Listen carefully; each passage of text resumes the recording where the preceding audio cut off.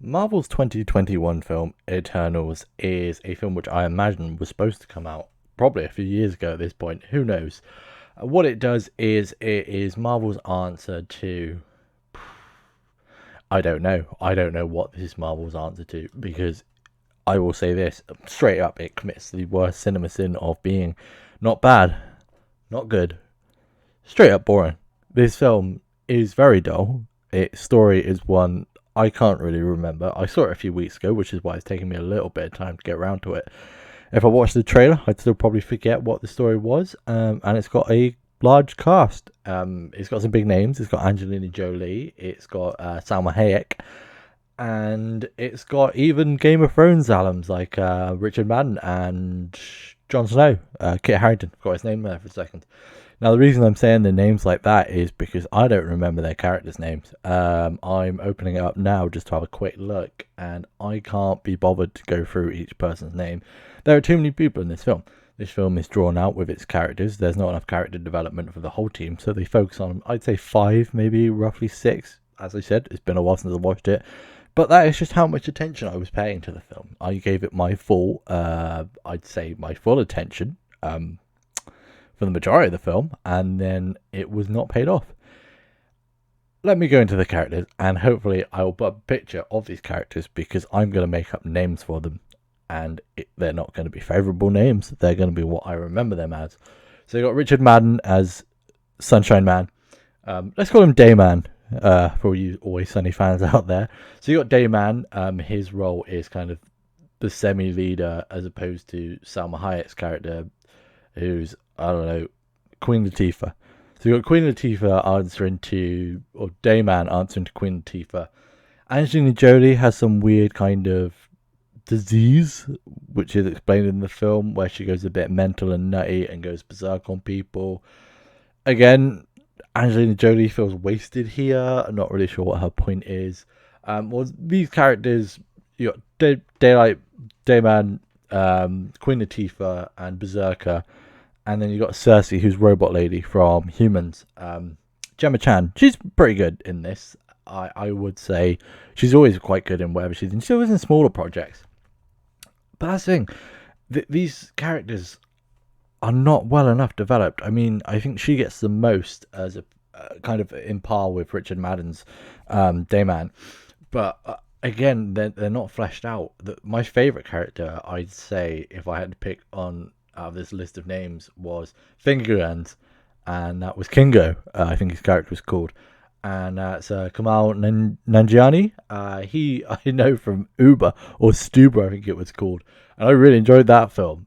Go see that if you haven't, instead of Eternals, because Eternals isn't on Disney Plus yet, and thank God for that. You don't need to waste time. Go watch Shang-Chi if you're going to watch a Marvel film. Probably not Black Widow. Wouldn't recommend that one, but Eternals is just nothingness. I'm looking for these characters to see if I can pick out some highlights. Fastos, Inspector Gadget, he was doing his dinner hinkery things, to mechanical stuff and working them out. Brian Tyree Henry, he was really good. The Flash Lady, that's Lauren Ridloff as Makari.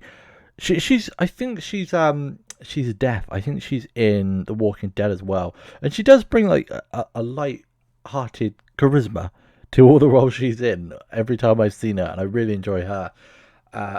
Again, though, a character that's not kind of gone into too much. I've got a list, and it just goes on and on and on. Leah McHugh as Sprite, she was alright. Tinkerbell, let's call her. Tinkerbell was kind of annoying, though, I'll be honest. But I guess that was the point of the character. You never know. I was about to say a spoiler. Sorry, spoilers. Richard Madden's evil. Not evil, but mainly loyal to the Eternal God, or whatever his name was. Forgotten his name. Began with an A, like Amarak or something.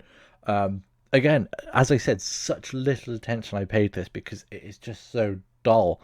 I don't understand the point of this film. As part of Marvel's Phase 4, is it we're in now? This feels like a weird one. It felt like it was trying to be Guardians with the fact that it's setting up characters that you didn't know of. But as I said, it's spoilers, so a few of them do disappear. Richard Mann, he flies into the sun. I made a joke about that. I said the guy is going to fly into the sun because he's named Icarus. Look at that, he flew into the sun.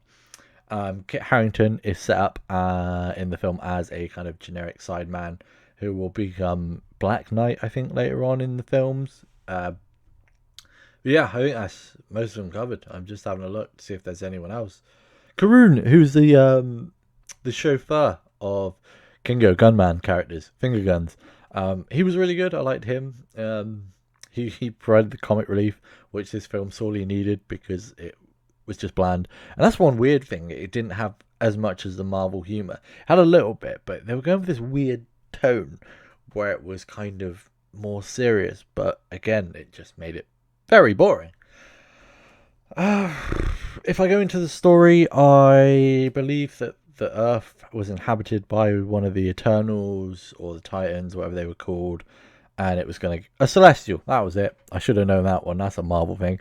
See, again, it just makes me forget things I've already learnt. That's the problem with this film.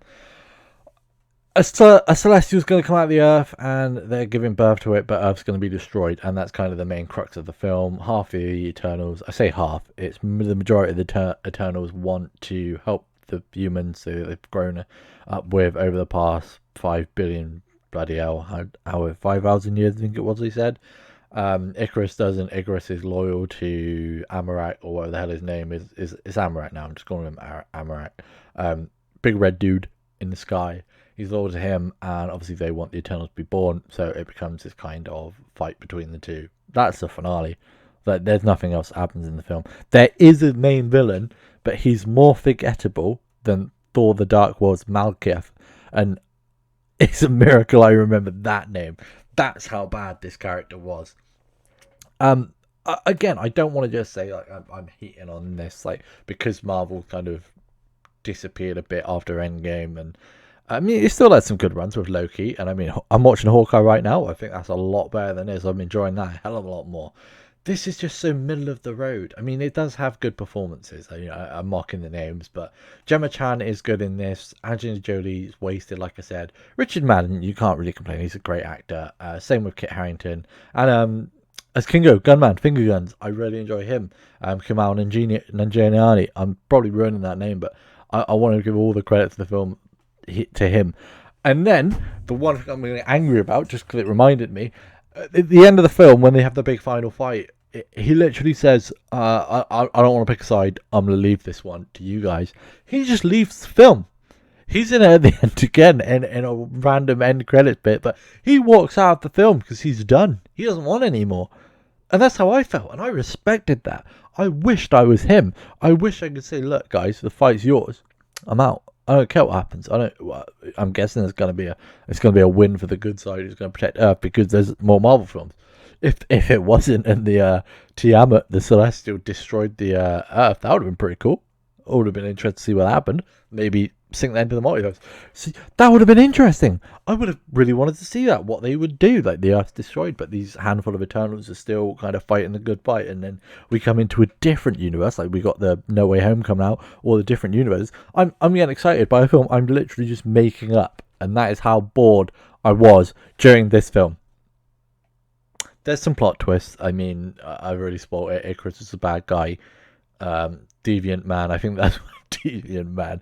The deviants are the bad guys. I think that was their whole shtick. They were trying to consume the Earth of time, and I don't remember the deviants' plan. I remember there was a bad guy. Don't know his name. One thing I would say, and I'm going to spoil this because it is the end credits scene. There is one where it sets up for another Eternals film, so god damn, I hope that doesn't happen. I think I've heard rumors that there isn't going to be one, which is brilliant. But there is a scene with Kit Harrington, and he's looking at the Black Knight sword or whatever it is, and you hear a voice off the side of it, and I know that it is, I'm going to look up the guy's name now because I've forgotten. It's the new Blade, who is going to be, I can't find his name, it's Ali.